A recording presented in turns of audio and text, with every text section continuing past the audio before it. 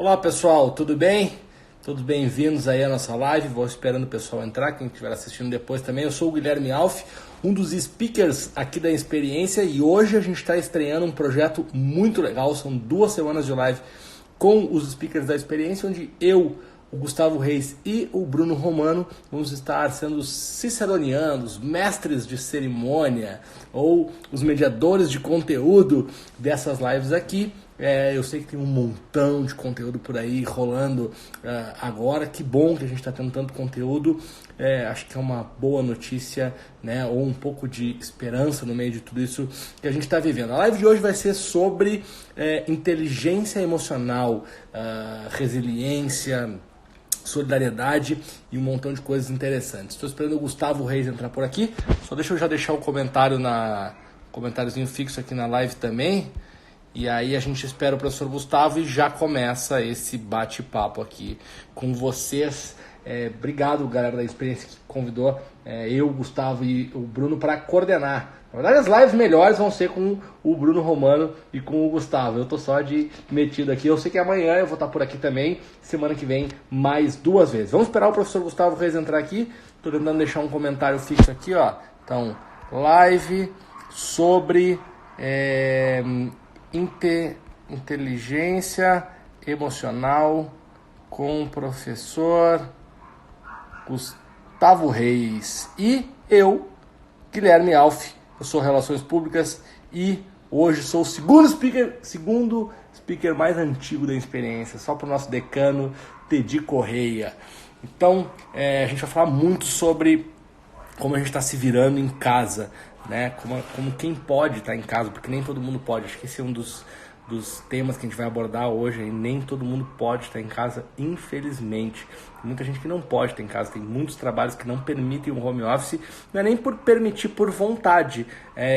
Tem empresas que não conseguem produzir de casa aquilo que elas fazem, né? Eu estava pensando hoje mesmo no pessoal de telemarketing, por exemplo. O pessoal de telemarketing não consegue trabalhar em casa. Então, professor Gustavo Reis, conectando aqui comigo em 3, 2, 1. Aí eu já vou botar aqui. Professor Gustavo Reis, muito bem-vindo. Que honra, que prazer te ter aqui na nossa primeira live da Experiência das próximas 2 semanas. Boa noite. A honra é toda minha. Que prazer, que honra de novo, já me repetindo, né? De ter a oportunidade de conversar com um público tão qualificado e de estar na companhia desse grande investidor de relacionamento. Aliás, as ações do relacionamento não caíram na bolsa, e pelo contrário. Não. Essa é a única bolsa que não caiu, são os relacionamentos. Mais do que nunca elas serão necessárias. Cara, tu sabe que só para não dizer que foi a única, eu morei 5 anos nos Estados Unidos, né? E eu trabalhei lá em 2 empresas. A segunda empresa em que eu trabalhei se chama Citrix Systems. E é uma empresa de computação remota, de conectividade universal. Tipo, né, o lema dos caras era Anywhere, Anytime, Any Device. Então, tu pode te conectar de qualquer lugar, a qualquer momento e usando qualquer dispositivo. As ações dos caras dispararam da semana passada para cá. Justamente por causa dessa loucura em torno do trabalho remoto. Né? Foi a única que eu olhei de tecnologia que estava decolando. Deixa eu começar te fazendo uma pergunta. Você está conseguindo trabalhar remoto? Como que impactou isso no teu dia a dia? Eu estou trabalhando remoto há 2 anos. Um pouco mais precavido. Para mim foi fácil, né? Não muda muita coisa, né? Mudam os cuidados que eu tomo fora aqui do estúdio, né?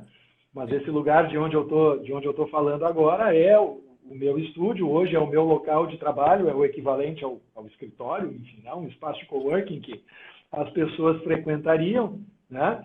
Desde que há 2 anos atrás eu passei a me dedicar primeiro ao projeto Marina, né? Que se consumou e a tua hora está chegando.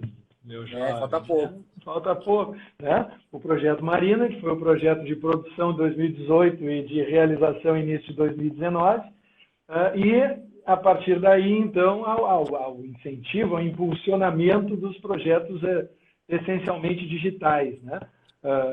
Ou, enfim, híbridos também, eventualmente, mas sempre com um pé nessas digitalidades. né? Que eu acho que é um caminho sem volta, e até porque professor também, se quiser se aposentar dignamente, né, não tem outra Vai ter que alternativa. procurar alternativa, vai. É, Com a tradicional não vai dar, né? só no mundo digital. Então, para mim, eu até me sinto confortável para falar sobre essas questões relacionadas à inteligência emocional, que é o nosso tema hoje, justamente porque eu passei por muitas delas ao longo desse período de transição, né? Eu tive escola aqui em Porto Alegre, presencial, com um giro de 200, 300 alunos, né, mês, e naturalmente a gente se beneficia de toda a construção dessa rede de relacionamento. Olha com quem eu estou falando, ninguém melhor, né, para falar sobre isso. E de certa forma se habitua com as trocas diretas, né, com a densidade da comunicação que a gente consegue obter quando a gente está presencialmente com alguém. Né? Comunicação verbal, não verbal, a questão de inferir os sentimentos, emoções, tudo isso continua acontecendo no âmbito online, mas de uma maneira diferente. Em alguns aspectos reduzida, em outros aspectos potencializada, mas de uma maneira diferente. E com isso vem muita angústia, vem muita ansiedade, vem muitos dos sentimentos que as pessoas estão sentindo agora, basicamente porque estão pisando em um terreno novo e que parece para elas, numa primeira instância, como qualquer terreno novo, ninguém gosta de mudar, parece um terreno movediço. Mas eu tenho fé de que não vai demorar para as pessoas entenderem que, por mais que mudem as mídias, a essência do que a gente faz continua sendo a mesma, ou pode continuar sendo a mesma. Eu sempre digo no tema do digital, de redes sociais, que é uma das coisas que eu mais trabalho, que atrás de cada perfil no Instagram, atrás de cada perfil no Twitter, no Facebook, tem uma pessoa. São pessoas simplesmente trocando a maneira como elas se comunicam, mas são pessoas, né? E tem uma alusão que eu sempre faço que o tiozão chato do WhatsApp é o tiozão chato do almoço de domingo. Ele continua existindo. Né? Ele só entrega a chatice dele de uma outra forma. Mas eu queria... eu sei que tu é um cara muito profundo nas coisas, um puto estudioso dos temas, e eu queria que tu trouxesse uma definição de inteligência emocional, porque muito se fala, e às vezes a gente fica falando, e assim, e às vezes ninguém quer perguntar o que é inteligência emocional. Bom, então vamos lá, né? Não é que exista um consenso, porque no mundo da psicologia, no mundo da pesquisa social em geral, né, antropologia, sociologia e tudo, os consensos são raros, né, porque os comportamentos mudam, as respostas emocionais das pessoas mudam também, são muito impactadas por tecnologia e por aí vai. Assim como acontece com outros ramos da inteligência, inteligência cognitiva, inteligência sinestésica, inteligência artística, inteligência, tem várias que a gente pode identificar, também não existe um consenso com relação ao que a gente chama de inteligência emocional. O que se sabe, assim, mais universalmente, é que a gente dá esse nome à inteligência que nos autoriza a desenvolver a habilidade de identificar e de gerenciar as nossas próprias emoções e também as emoções de outros. Claro que, nesse caso, a gente não estaria gerenciando as emoções de outros, porque isso pareceria uma manipulação, né? Se eu tivesse esse poder, essa capacidade de gerenciar as emoções alheias, né? Mas no design, por exemplo, a gente evita de falar, e eu estou falando no design já puxando a brasa, porque foi, enfim, o meu foco de estudo no mestrado, e foi o que, de certa forma, acendeu as luzes para além da matemática e da computação, que foi as duas áreas a que eu me dediquei a maior parte da vida. No design, por exemplo, a gente não usa a expressão design de emoção. A gente usa, por exemplo, design de serviços. A gente usa design de experiências. A gente usa design de artefatos. Mas a gente não usa design de emoção. A gente usa design para a emoção. Porque o nosso objetivo é maximizar a probabilidade de que uma determinada emoção venha a ser sentida a partir de uma experiência que a pessoa vive, que é pautada pelo design, que é projetada usando modelos mentais do design. E essa mesma ideia, ela vale quando a gente fala em inteligência emocional. No mundo da inteligência emocional, a gente vai pensar assim, espera um pouquinho, será que eu sou capaz de identificar as emoções que eu estou sentindo? Será que eu sou capaz de dar nome a elas?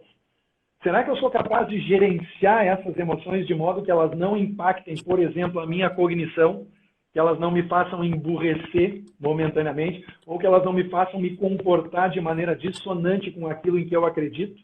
E da mesma forma, quando a gente se refere a outras pessoas, será que eu sou capaz de, a partir daquilo que as pessoas me expressam, de a partir de como elas reagem, e aí pode ser uma reação, enfim, de expressão corporal mesmo, né?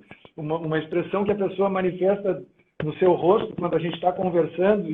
Aí, será que eu sou capaz de identificar com boa precisão? Porque precisão total nunca vai ter, né? Essa é a parte mais legal de tudo. Será que eu sou capaz de identificar com consistência a emoção que a pessoa está sentindo, para que eu possa, eventualmente, me colocar no lugar dela e tentar fazer com que essa emoção, caso seja negativa, seja convertida em uma emoção positiva o mais rápido possível, se esse for o objetivo, ou que eu possa simplesmente respeitar o momento que a pessoa está vivendo e saber que é a hora de eu me recolher porque ela pode estar querendo ficar sozinha. Sabe? Todo esse tipo de... cara, eu fico muito à vontade, eu fiquei feliz quando eu soube que eu ia conversar contigo, porque tudo isso, no final das contas, se fragmenta e se traduz em relacionamento. Em relacionamento, sim. Tá? Relacionamento é para fazer o seu framework de inteligência emocional. Tá? O framework do Goleman, que não é o único, inclusive em seguida eu já vou falar em mais outro, ele divide, segmenta a inteligência emocional em 4 grandes campos. Tá? Existe um primeiro campo que é o da autoconsciência, que é justamente esse, que eu poder fazer o reconhecimento das minhas próprias emoções. Existe o campo do autogerenciamento, que é quando a gente é capaz de não só reconhecer as emoções, mas de gerenciar elas e fazer com que elas não só não nos atrapalhem, mas também nos ajudem, porque tem determinadas atividades que é legal da gente realizar sob impacto emocional, né? Especialmente se essas emoções forem positivas. Existe um terceiro item que é o da empatia, que não é só se colocar no lugar do outro, e mais adiante eu acho importante a gente falar nisso, especialmente agora. Eu adoro essa tua explicação sobre empatia. Com a loucura do coronavírus, né, cara? Não tem outra maneira de expressar também. É uma loucura que a gente está vivendo. Ontem conversei com o Ricardo Capra, nosso amigo cientista de dados, e ele fez referência a um termo que eu não tinha ouvido ainda, que era o da infodemia. Né? Estamos vivendo uma infodemia, é a epidemia de informação. Né? É uma coisa doida que a gente está vivendo. E o quarto e último item, que eu sei que vai te fazer feliz, então, de novo, autoconhecimento, né? O autoconsciência, autoconhecimento, o autogerenciamento, a empatia e as habilidades relacionais. Porque é a partir das habilidades relacionais que a gente tem condições não só de identificar e reconhecer os sentimentos alheios, mas também de validar os nossos, né? De maneira a fazer com que a gente, de novo, não se comporte manifestando aquilo que na psicologia se chama de dissonância cognitiva, que é quando a gente faz uma coisa que vai totalmente de encontro àquilo em que a gente acredita. É tipo receber troco a mais no supermercado, se dar conta e não devolver. Sim. Entende? Tipo, aí vai para casa e tu começa a te justificar, começa a dizer, cara, na real eles não vão nem dar volta, o supermercado ganha rios de dinheiro, né? Esses R$5 aqui não vão fazer diferença.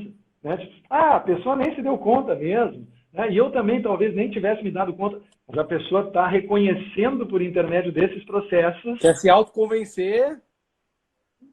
Exato. Né? E veja só, né? Isso acaba acontecendo a partir de uma circunstância relacional, a partir de uma circunstância, né, de troca, de comunicação entre ela e a pessoa que atendeu ela no caixa do supermercado. Tem outro exemplo que as pessoas usam, que é da vaga no estacionamento, cara. Esse é o melhor de todos. É quando tu vai pegar aquela vaga que está perto da porta no shopping. Na época em que a gente frequentava shopping, né? Em que os shoppings estavam abertos. Mudou, né? Mudou bastante isso. E aí tu percebe, quando tá dobrando assim, percebe que tem uma velhinha dirigindo um carro que está pronta para embicar na vaga. E aí você vai lá e embica antes. Faz de conta que não viu. Entendeu? Ou rouba o táxi dela no aeroporto. Na época que as pessoas usavam mais táxi, é claro. Né? Mas, enfim, tudo isso são as famosas dissonâncias cognitivas. Né? E que pessoas emocionalmente inteligentes são mais hábeis para evitar do que outras, do que as pessoas que não têm essa habilidade desenvolvida. Tem uma coisa que eu acho engraçada nisso, que você está falando, eu estou pensando quantas vezes eu fiz isso, que é da gente verbalizar isso para se autoconvencer, né? E aí a gente vai lá e fala, não, pô, eu peguei o dinheiro, aí tu fala para alguém, chega em casa e fala para alguém, parece que falando tu vai reafirmar que você... Mas eu nem me dei conta, quando eu me dei por conta, eu já tinha pego, já estava longe, né? E o mais incrível é que, nesse caso, acontece um fenômeno interessante também, que é o de que quanto mais a gente tenta afastar o pensamento, mais difícil fica da gente se livrar dele. Sim. Então, normalmente, esses pensamentos eles se tornam recorrentes, né? Especialmente depois que verbaliza, o que é completamente diferente, muito importante frisar, das questões relacionadas à autoconsciência, a nós reconhecermos a emoção, a nós reconhecermos o sentimento, conseguirmos verbalizar o que nós estamos sentindo, conseguirmos dar um nome para o que a gente está sentindo, para justamente poder endereçar aquilo da melhor forma possível, especialmente em uma situação como a que a gente está vivendo, né? Que impacta todo mundo de um jeito ou de outro, mais ou menos em algum aspecto. Mas não tem ninguém que está completamente tranquilo. Nem as pessoas que estão minimizando o fato. Porque se tivessem completamente tranquilas, elas não estariam falando nisso. Claro. Mas elas estão falando. Claro. Né? Mesmo as pessoas que teoricamente estão dizendo que isso aí não dá nada, ou é conspiração, cara, é brabo que a gente ouve, né? É um negócio muito, muito terrível. Deixa eu te perguntar uma coisa. Como é que a gente se dá conta quando... Porque tem muita gente que acha que, falando português claro, isso é frescura. Cuidar da inteligência emocional é frescura. Cuidar da cabeça é frescura. Eu acho que ainda tem um pouco desse tabu, sabe? Eu acho que muita da galera que está aqui assistindo a live e tal, que é uma galera mais conectada com o conteúdo, que tá afim, já não tem esse pensamento. Mas ainda tem muita gente que pensa nisso. Quando deixa de ser frescura e quando é? Como é que a gente faz a diferenciação de quando é sério e quando é só, de fato, algo que a gente está querendo achar que não é tão sério? Alf, eu te devolvo a pergunta. Você vai entender rápido onde eu quero chegar. Quando é que um fumante inveterado, 2 carteiras por dia, costuma parar de fumar? Quando ele está mal. Quando ele infarta. Né? Quando ele tem um piripaque, quando ele vai parar no hospital, quando ele pensa que vai morrer. Normalmente, nem todos, é verdade, vamos deixar claro, tem gente que não consegue nem assim, com stent, cirurgia torácica, nem assim largar. Mas a gente tem muitos relatos de pessoas que largam o cigarro depois de levar um grande susto. E foi também pensando nisso que eu coloquei no card que eu fiz hoje para anunciar a nossa live no professor Gustavo Reis, aliás, aproveitando, quem quiser seguir, professor Gustavo Reis, deve estar pensando assim, como é que ele está na câmera invertida? É que eu imprimi invertido, né? Sabe como é? A gente tem que pensar nessas coisas. Tem que respeitar. O certo seria isso aqui, assim está impresso, assim está impresso, na real, entendeu? Então você já fica sabendo, não tem nada a ver com inteligência emocional, é só se antecipar. É só inteligência mesmo. Né, sabendo o que vai acontecer. Mas, enfim, onde eu quero chegar? Quando eu escrevi a descrição, eu disse, vamos saber como nós podemos perceber, como nós podemos observar essa pandemia do coronavírus como uma oportunidade de desenvolvermos certas habilidades de inteligência emocional, certos elementos de inteligência emocional, que se nós não estivéssemos tomando um susto tão grande, nem todos, mas muitos de nós não teríamos a oportunidade de aprender. Você sabe, eu sei, tem muita gente que não acredita até hoje no trabalho remoto. Tem muito professor que acha que a aula online não é o caminho e que agora está sendo obrigado a dar aulas online e agora está desesperado atrás de instrução, atrás de orientação. Como é que eu faço para reunir os meus colaboradores? Como é que eu faço para capacitar os professores da minha escola? Como é que eu faço para continuar dando boas orientações e manter o nível de motivação, ou de novo, como a motivação é feito sentido, melhor dizer assim, como aumentar a probabilidade de que o nível de motivação continue o mesmo, de quando as pessoas estavam se vendo, né, e estavam interagindo. Eu digo, aproveitando a oportunidade para mergulhar. Porque se você está à beira de um ataque de nervos, muito importante, número 1, você não está sozinho. Número 2, você tem que reconhecer o sentimento. Olha aí, a autoconsciência. Você tem que reconhecer o sentimento, você tem que dar nome para o sentimento, você tem que, primeiro, identificar o que está sentindo. E, em segundo lugar, você tem que abrir espaço para a sua cognição poder reassumir o controle, pelo menos desse aspecto da sua vida, para minimizar os efeitos comportamentais que as suas emoções, que os seus sentimentos estão promovendo certamente naquele momento. Na educação, a gente sempre diz que que as decisões comportamentais dos alunos em sala de aula, vai gostar disso. Ó. Daqui a pouco a Nina vai estar na escola e o senhor vai se lembrar. Não falta muito. Assim disse o profeta. As decisões comportamentais das pessoas no ambiente escolar são pautadas pelas respostas emocionais. Não são pautadas pela cognição. A pessoa não pensa assim, cara, olha, como eu quero ter uma trajetória vencedora, como eu quero ser uma vitoriosa, um vencedor na vida, eu acho melhor eu prestar atenção do que não prestar, afinal o meu custo ele pode ser muito maior do que o meu benefício se eu me comportar de maneira contrária. Não, as pessoas não fazem isso na escola. O que as pessoas fazem é olhar para o professor, olhar para a professora e decidir se gostam dele ou não. Se elas gostarem... Por um julgamento delas. Justo. Exato. E é justamente aí que eu quero chegar. As decisões comportamentais que as pessoas estão tomando agora, elas são fortemente pautadas pelas respostas emocionais que elas estão tendo. Entende? E é nesse ponto que é importante a gente tentar promover uma ruptura.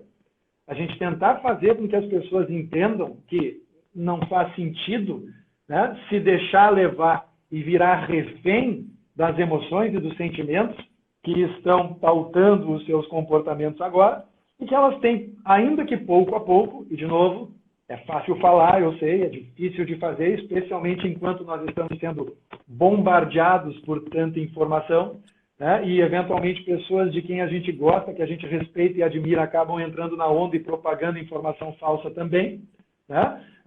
Tudo é bem complicado nesse momento, mas eu acho que passo a passo, aos poucos, à medida em que as boas notícias também vão se sucedendo, a gente pode abrir espaço na nossa cognição para valorizar mais essas boas notícias, para nos sentirmos gratos por vivermos em um tempo em que nós temos acesso rápido e imediato à informação e que nós podemos também contar, de certa forma, com uma curadoria natural que costuma acontecer normalmente na maioria das vezes em que essas informações são confiáveis, porque essa é a maior dificuldade que as pessoas acabam tendo.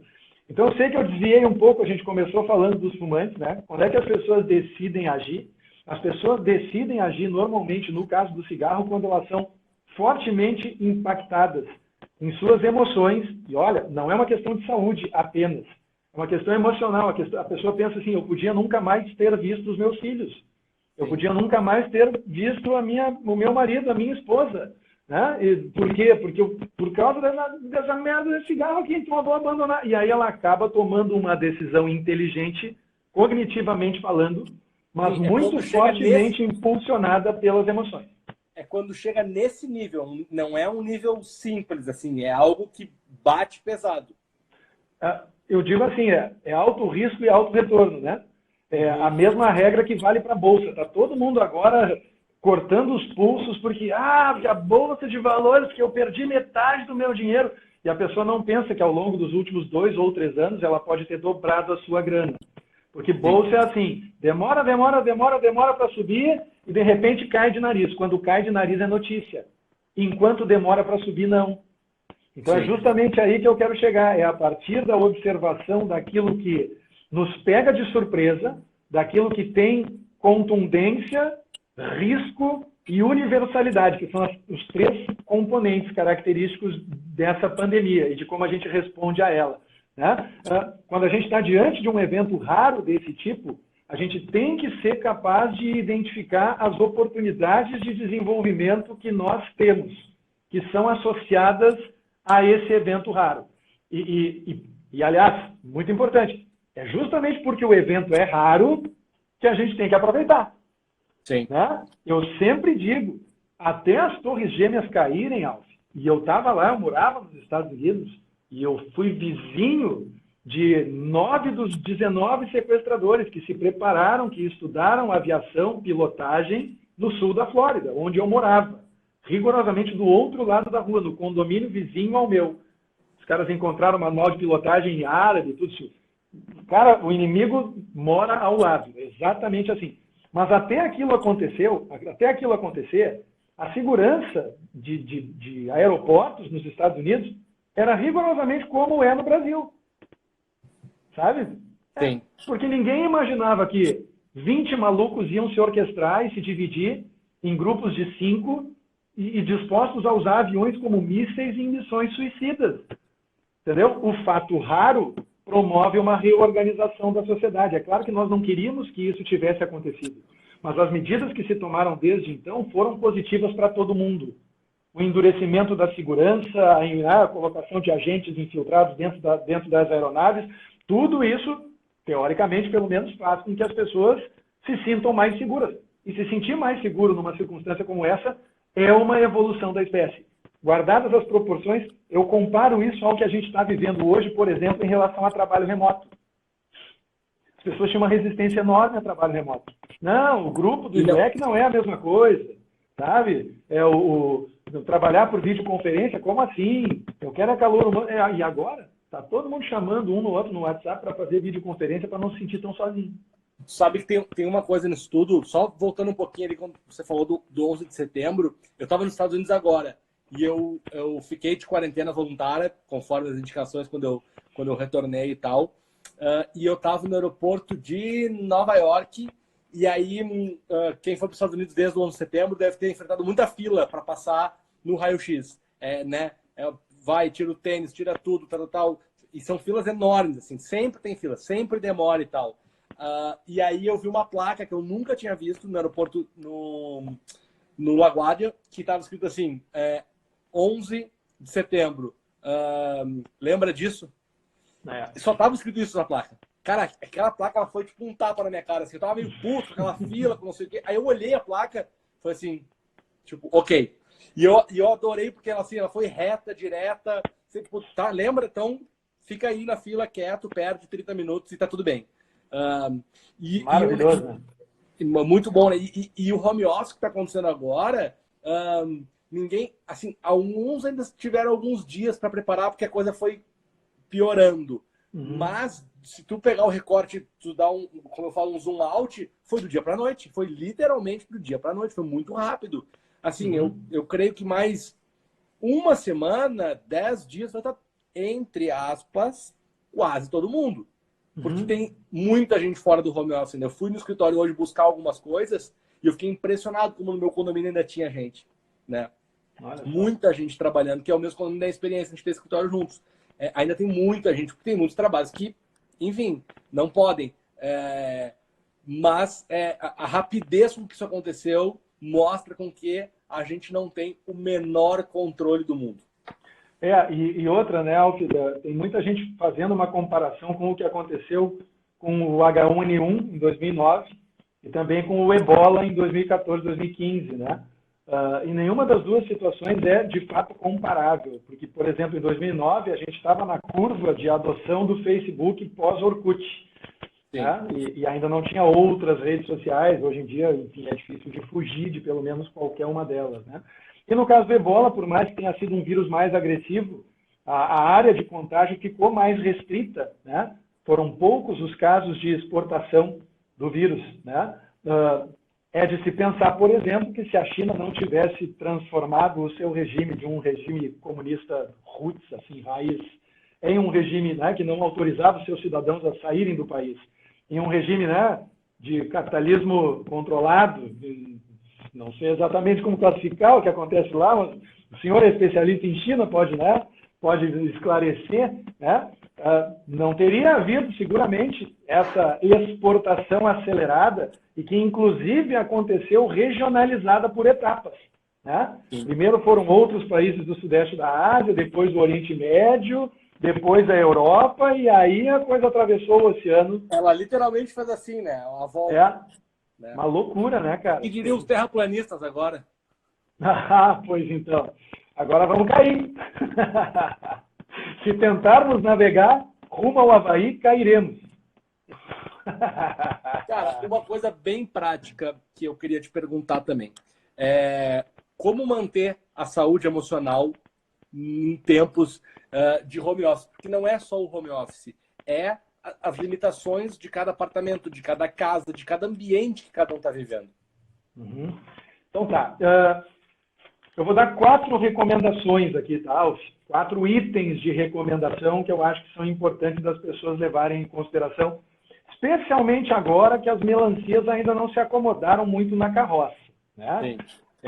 Tá todo mundo meio que tentando entender como isso funciona, né? Tá todo mundo percebendo uma queda na sua produtividade que promove a ansiedade. Eu digo isso, aliás, até voltando para o primeiro tema, para o primeiro assunto da nossa conversa, né, Alf? Eu reduzi a minha carga horária, eu tenho ficado em casa de manhã até depois do almoço. Eu estou trabalhando virtualmente 4 horas por dia a menos, né, o que está impactando, enfim, a regularidade de algumas das minhas lives, mais as lives do Estúdio Matemática, né, que estão sofrendo esse impacto, menos as lives que eu faço aqui com o professor Gustavo Reis, mas ainda assim, enfim, ninguém está imune, de fato, a esse, né, a esse acúmulo ou a esse ingrediente adicional de promoção de ansiedade representado pela percepção do declínio da própria produtividade. Tá? Isso é importante deixar bem claro. Tá? Então, nesse sentido, o primeiro elemento que eu quero fazer questão de frisar aqui é justamente o da empatia. A gente tem que se dar conta de que a gente não está sozinho. Está todo mundo no mesmo barco. Né? Isso aí é mais ou menos como ficar nervoso no vestibular. As pessoas dizem assim, como é que eu faço para não ficar nervoso? Me diziam durante muitos anos, né? Eu trabalhei muitos anos com isso. Como é que eu faço, Gustavo, para não ficar nervoso no vestibular? Eu digo, não vai. O único jeito de não ficar nervoso é não ir. Agora, no momento que você chegar lá, saiba que todo mundo está nervoso. Não existe. Não é só você. Não existe exceção. Então, hoje, se você está ansioso, tem um monte de gente que também está. Se você está com medo, tem um monte de gente que também está. Se você percebeu que a sua produtividade caiu, pode ter certeza. A produtividade de todo mundo caiu. E aí tem 2 erros que eu acho que as pessoas cometem, sabe?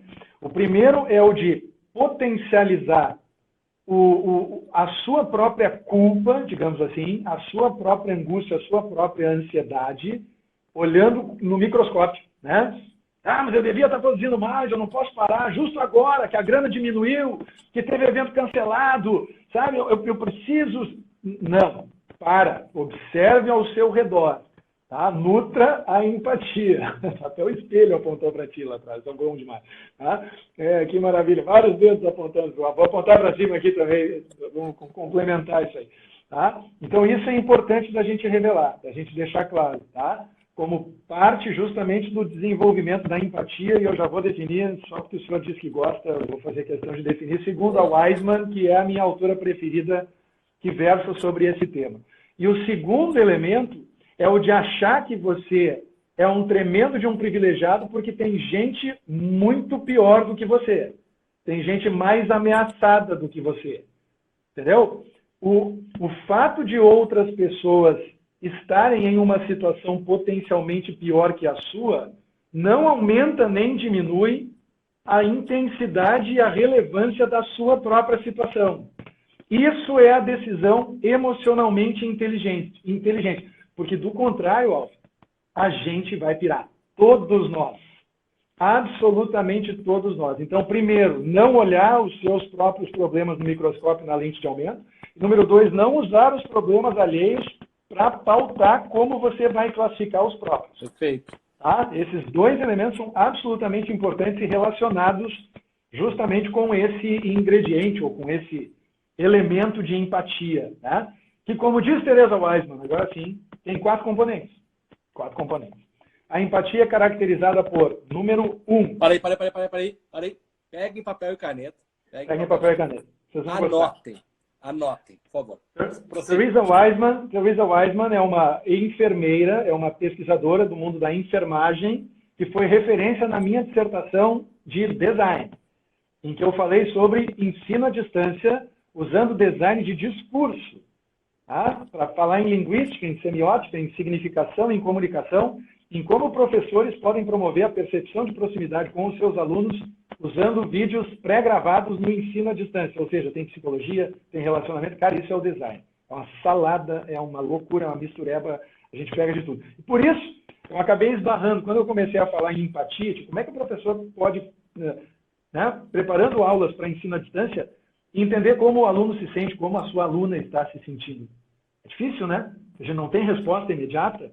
A gente grava e depois a pessoa vai assistir e a partir daí é que a gente vai, né, de certa forma, saber se aquilo funcionou ou não, mas não é uma resposta síncrona. Né? E se a gente fizer tudo muito errado, é muito difícil gerenciar a crise. Né? Como, enfim, já foi tema do investidor de relacionamento, ouça no Spotify. Faça como eu, muito importante. Então, olha só. Teresa Wiseman disse, empatia, vinda do mundo da enfermagem, tem 4 componentes, tá? Para se caracterizar, para se materializar.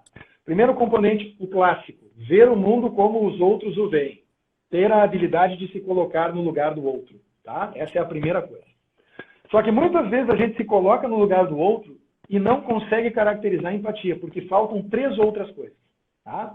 A segunda coisa, depois de ver o mundo como os outros o veem, depois de se colocar no lugar do outro, você vai fazer um esforço enorme para compreender a visão de mundo alheia. Ou seja, não adianta nada eu me colocar no lugar do Alf, dizendo assim, não, Alf, eu acabei de me colocar no teu lugar, mas eu não entendo. Eu não entendo por que tu vê as coisas desse jeito, entendeu? Não é empatia, acabou. Morreu na casca. Então, assim, na largada. Queimou a largada. Conversa mole essa história de que, porque eu sou uma pessoa que tenho essa habilidade de me colocar no lugar dos... Se for só isso, pode ser pena, pode ser compaixão, pode ser revolta, pode ser, sabe, disposição para confronto, pode ser raiva, pode ser um monte de outras coisas, mas não necessariamente empatia. Então, ver o mundo como os outros o veem, comunicar, compreender a visão de mundo alheia. Número 3, o mais difícil, para qualquer um que já acompanhou campanha eleitoral no Brasil, nas redes sociais, não julgar. Esse é o mais difícil, disparado. Porque às vezes a gente se coloca no lugar do outro, a gente entende a visão de mundo alheia, mas a gente diz, eu não aceito isso, eu não concordo com isso, isso está errado. E aí acabou a empatia. Porque para nutrir a verdadeira empatia, você tem que ser capaz de fato, entender a visão de mundo alheia e abrir mão dos seus próprios julgamentos. Isso é a parte mais difícil disparada. E número 4, e aí o meu RP vai gostar, comunicar essa compreensão. Você tem que dar um jeito de fazer o empatizado saber que houve empatia. E essa comunicação não precisa ser verbal. Você, né? Perdão? Isso depende de você. Absolutamente. Depende de quem está manifestando a empatia. E digo mais, muito importante, não precisa ser verbal. Às vezes, ficar em silêncio é comunicar a empatia. Às vezes, quando podia, né, colocar a mão no ombro. Às vezes, oferecer um abraço. É comunicar essa compreensão. Eu entendo, eu me coloco no seu lugar, eu entendo a sua visão de mundo e eu não julgo. Vem cá me dar um abraço. O home office tem essas coisas, estão batendo aqui em casa, para aí. Olha só, cara. Tudo bom, chefe? Desculpa atrapalhar aí. Não, tranquilo. Deixa eu falar, tem sim. Ele estava do outro lado, eu não achei, desculpa. Aí eu deixei na guarita. Tá bom, eu já desci lá. Às 10, super Tá bom, obrigado. Valeu, obrigado. Não foi nada que isso. Essa é a vida real. Esse sujeito é corajoso, foi pessoalmente aí. Ele estava de máscara, ou estava de escafandro? Não, cara. Vida louca. São as encomendas da Nina. Eu me senti o cara da BBC, que a criancinha entra no meio do comentário ao vivo dele do jornal. Então vamos lá, me estendi um pouquinho na empatia, nos outros 3 eu vou ser mais rápido, tá? Segundo lugar, seja inovador. Aceite definitivamente a inovação. Aceite que nem toda reunião, para ser efetiva, tem que ser presencial. Dê uma chance para os sistemas de videoconferência. Aceite que para gerenciar um projeto e para executar esse projeto, você pode usar um aplicativo na nuvem de gerenciamento de projeto em que todo mundo informa o que está fazendo, em que todo mundo sabe em que página cada uma das pessoas anda, enfim. Né? Isso é viável. Existe tecnologia consolidada para fazer tudo isso acontecer. Né? E, consequentemente, se você se recusa, ou se recusava, porque agora não tem alternativa, se recusava a experimentar, a abrir espaço para isso, é porque muito provavelmente você estava sob efeito de enorme resistência à tradicional resistência à mudança que todo mundo tem, e que nesse momento se obriga a romper. Né? A decisão emocionalmente inteligente para não potencializar a sua ansiedade nesse momento é a de verdadeiramente abraçar a inovação. Tá? Eu vi que o Bruno Romano, nosso colega, estava aqui assistindo agora há pouco, é um sujeito que fala muito sobre inovação, já participamos de eventos presenciais juntos, na época em que isso existia, né? Evento presencial. Antigamente. antigamente, quando existia. Eu sei que o Bruno fala muito sobre inovação e eu acho que é um tema que a gente pode até explorar em alguma outra live aí nos próximos dias, né? Ferramentas que eventualmente as pessoas desconhecem ou se conhecem só superficialmente. Eu chamo de síndrome do Excel, sabe? As pessoas sabem que existe o Excel, né? Mas não fazem a menor ideia do que dá para fazer. Do que ele é capaz. É impressionante, tá? Então esse é o segundo item, tá? De novo, né? Nutra a empatia, seja empático e seja inovador. Tá? Em terceiro lugar, alimente a sua flexibilidade. Isso é fundamental. Para não pirar, tá? Você vai ter que ser flexível. Flexível em relação às demandas que você exige de outras pessoas, aos prazos e às possibilidades de realocação e de mudança de formato, e também em relação a si próprio. Vai ter que se perdoar. Vai ter que chegar no final do dia e dizer que hoje não deu, mas olha, nós estamos vivendo um período normal, né? Vou chegar em casa, vou abrir minha cervejinha, depois de passar álcool gel na lata, bem sossegado, bem tranquilo, e vou relaxar. Amanhã é outro dia, vou fazer de tudo para ser melhor. E especificamente nesse aspecto eu faço questão de destacar, até porque o nosso líder Fabrício Ramos está na plateia, Guilherme Alves, nós temos que tomar cuidado com o que nós estamos falando aqui. Né? Tem muitas empresas que estão descartando eventos presenciais nesse momento, porque é a primeira reação. A primeira reação é não vai acontecer, vou descartar, né? Melhor não fazer. Tem muita gente que está adiando ou cancelando, por exemplo, eventos que estão marcados para julho ou para agosto. E como o Guilherme Alves diria, nós estamos falando de projetos de 3 dias atualmente. A cada 2 ou 3 dias, tudo pode mudar. Né?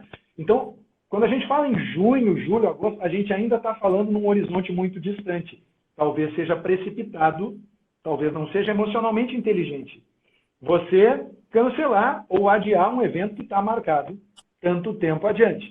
Ou ainda, talvez, se o evento fosse, né, tivesse programado para acontecer mais cedo, talvez seja a questão de você investigar se não haveria outras possibilidades, se não haveria outras mídias, se não haveria outros formatos, tanto síncronos, ao vivo, como estamos fazendo agora, quanto assíncronos, pré-gravados, de fazer o seu evento acontecer. Para isso, @inexperiência, converse com o Fabrício Ramos 5, que está aqui na plateia, você pode fixar o comentário dele ali, inclusive, para que as pessoas saibam. Paulo Zambuja, nosso amigo, WF Group, já está dizendo ali, Fabrício Ramos é o cara, tá vendo? Está todo mundo em casa, tudo sob controle. Botei o ha-ha-ha. Mas é muito importante as pessoas saberem disso, tá? Isso aqui não foi ensaiado, não foi combinado, eu faço muita questão de frisar. Isso é parte da recomendação de flexibilidade. É muito importante as pessoas entenderem, se não dá para fazer presencial, não significa que não dá para fazer. Significa que está na hora da gente aceitar que outros formatos, outras possibilidades, podem ser tão eficientes quanto, e eu digo mais, até mais eficientes. Isso que eu ia falar. Eu acho que quando tudo isso passar, porque vai passar, vai doer, vão ter muitos danos maiores do que o tempo. Esses danos eles vão postergar.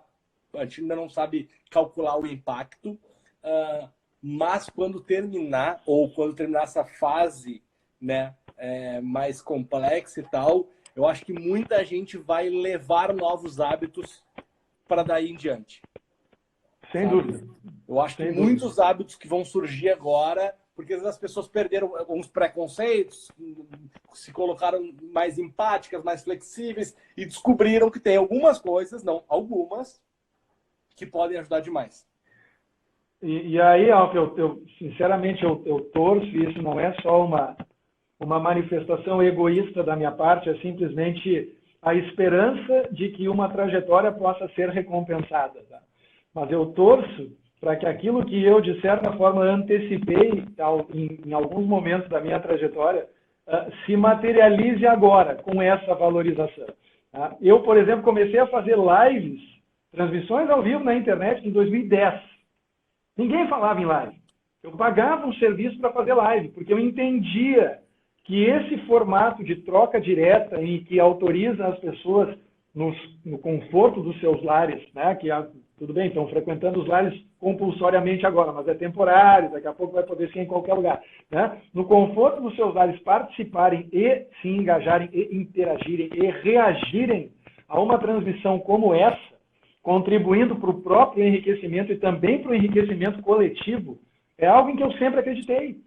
E, curiosamente, de novo, e isso é muito consequência do que a gente vê nas escolas. Eu sempre brinco que as 3 substâncias mais resistentes que a humanidade conhece, ao longo de todos esses anos de história, de pesquisa, de engenharia química e dos materiais, são o diamante, o titânio e o professor. Tá? São os 3 materiais mais resistentes, disparado. Quer tocar o terror no professor, entra na sala dos professores com uma camiseta onde está escrito: as coisas irão mudar. É só isso que tem que fazer. Não precisa dizer nada.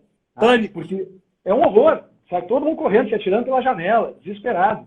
Que a pessoa prefere ser paga para repetir a mesma aula 30 vezes por semana do que ser convidada a mudar, do que ser convidada a exercer um ofício um pouco diferente. E aí se perguntar por quê?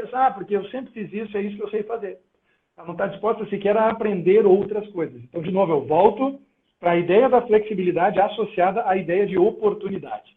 Nós estamos diante de uma oportunidade rara de desenvolvermos rapidamente várias habilidades de inteligência emocional que são essenciais num mundo que se move com a velocidade do nosso. A julgar pela velocidade com que qualquer informação se propaga, né? Durante esse outbreak, palavra bonita do inglês que eu gosto de usar, né? Esse surto, esse outbreak. Ah, que bonito. Então, de novo, né? Seja empático, seja inovador, seja flexível e, finalmente, seja otimista. Otimista. Vai passar. É viral. De um jeito ou de outro, vai passar. Você já pegou uma gripe. Então, saiba, vai passar. Nós estamos na ascendente em muitas regiões do planeta. Em outras, já não. Em outras, nós já estamos na descendente. Claro que nós não queremos que no Brasil aconteça o que acontece na China, em que eles apontam uma pistola para a tua testa, se está com febre, eles te tiram de circulação. Não pode nem ligar para a família, né? Enfim, né? Diz que foi assim que a coisa aconteceu lá a partir de um certo ponto. Beleza? Dirão, cada cultura, suas regras e tudo mais. Mas é muito importante a gente, ao mesmo tempo, ser otimista, sabendo que haverá saída, né? E sabendo que tem muita gente séria, todos os dias se dedicando a encontrar uma saída. No mundo inteiro. No mundo inteiro, tipo, esforço coletivo total. E, em segundo lugar, muito importante, a gente tem que ser grato por viver em um momento e pertencer a uma sociedade em que a gente ainda tenha acesso rápido à informação confiável. O que não significa que toda a informação que está disponível chegue até nós rápido e tampouco que ela seja confiável. Mas é importante que a gente saiba que essa chance existe. E um detalhe também, hoje de manhã eu estava ouvindo um podcast enquanto eu corria sobre inteligência emocional, me fortalecendo um pouco mais para essa live, evidentemente. Né? E eu ouvi o sujeito falar uma coisa que me deixou muito impactado. Ele disse assim: mais do que nunca, você é responsável pela sua própria curadoria. Perfeito. Mais do que nunca. Não delegue a curadoria. Você tem que tomar as suas decisões. As mensagens têm que ter consistência? Claro que sim. Os especialistas merecem mais confiança do que os não especialistas? Sem dúvida, tudo isso é verdade, tá? Você não deve contribuir para propagar ruído? Não, em hipótese alguma. Por quê? Porque isso tira o tempo dos especialistas. Ao invés de continuar pesquisando para encontrar uma saída, o especialista tem que endereçar para quebrar o boato. Vocês imaginam a quantidade de horas que se perde por causa disso. Então, se você quiser fazer a sua parte, faça a sua parte dentro de uma perspectiva de otimismo e dentro de uma perspectiva de gratidão. Essas duas perspectivas associadas ao reconhecimento dos nossos próprios sentimentos e da tomada de decisões inteligentes pautadas por esse reconhecimento podem fazer com que a gente saia. Quando eu digo a gente, nós, seres humanos mortais que não trabalham, né, se dedicando a isso todos os dias da vida, né, com que a gente saia desse buraco emocional o mais rápido possível. E, ao mesmo tempo, com que a gente desenvolva a nossa inteligência emocional. E a curadoria é algo que o senhor já vem falando há algum tempo também, né? Não é de hoje, né? Cara, às vezes dá um pouco... A gente, de certa forma, lamenta, mas também não se pode lamentar o evento raro que promove o aumento da repercussão, né?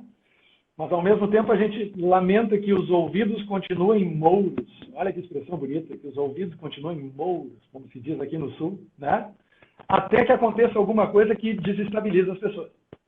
E aí as pessoas começam a entender, né? Que você não precisa ler 50 livros sobre um assunto né, em relação a qualquer ter uma certa expertise. Né? Nós estamos aqui conversando, né, praticamente 1 hora sobre inteligência emocional e elementos relacionados. Né? Você é RP, tatuado. Eu sou cientista da computação, mestre em design, professor de matemática por ofício e um curioso interessado em psicologia, em relacionamento, em comunicação, enfim. Né? E ainda assim, né, eu acho que a gente tem contribuições que a gente pode dar, né, nesse nível. Contribuições que são resultado de uma curadoria cuidadosa que foi feita ao longo de muitos anos. Quem acompanha, de novo, fazendo o jabazinho, quem acompanha os episódios do investidor de relacionamento e testemunha o quanto as conversas se abrem para outros aspectos que não são necessariamente relacionados nem a RP, nem a relacionamento, nem a comunicação, sabe que isso é consequência, mas isso não é de uma hora para outra. Né? E as pessoas têm que reconhecer isso também. Uma última pergunta, e depois tem 2 perguntas aqui que eu vou puxar. A gente já estourou quase 1 hora aí. Mas eu queria te fazer uma última pergunta antes de trazer as perguntas. Quem tem pergunta também pode deixar na caixinha de perguntas aqui embaixo que o Gustavo vai responder. Mas eu tenho uma última pergunta para ti, que é essa em relação ao conteúdo. Eu tenho convicção de que a onda de conteúdo que está surgindo, ela é muito maior do que a nossa capacidade de absorver. Então, assim, é muito conteúdo. Eu acho que está todo mundo se sentindo responsável por fazer conteúdo, né? E aí a gente tem uma variedade de profundidade de temas e de qualidade muito grande que eu comparo, que eu não acho ruim, porque na verdade as pessoas é assim que elas consomem. Se tu entra no Netflix, a quantidade é muito grande. Não tem 60 séries, tem 800, sei lá quantas temos. O número é muito maior. E isso está acontecendo agora. É muito individual essa curadoria por tema, sim, mas como eu não me perco nisso, tem alguma dica para eu não me perder nesse mar? Porque eu mesmo sou acostumado a curar conteúdo, a criar e tal. Cara, assim, toda hora que eu abro meu WhatsApp é de todo lado. Tu já viu esse? Tu viu esse? Olha isso aqui, olha isso. Curso de graça, não sei quem. Amazon, tal. E eu nunca tinha visto a quantidade tão diferente de Amazon, de grandes publicações como Forbes, a o meu vizinho, saca? Ao Alf, ao Gustavo, ao cara que não está acostumado a produzir. Então é uma variedade muito grande. Tá, eu acho que essa pergunta ela acabou se desdobrando em 2 aspectos, tá? No aspecto de produção de conteúdo e no aspecto de consumo de conteúdo, né? Tanto num aspecto quanto no outro. Então vamos começar primeiro com relação à produção de conteúdo, tá? Já que se falou em Netflix, vamos usar o exemplo do Netflix. Todo mundo que assina o Netflix já passou pela experiência de passar tanto tempo escolhendo um filme para assistir que desistiu e foi para o YouTube, né? Foi para algum outro serviço que escolheu por ele, tá? Então esse risco ele existe e no que diz respeito especificamente à produção de conteúdo, esse risco ele é temerário. A gente acaba o que eu quero dizer essencialmente é o seguinte: se você estiver em dúvida com relação ao que vai publicar ou ao que vai compartilhar, não publique.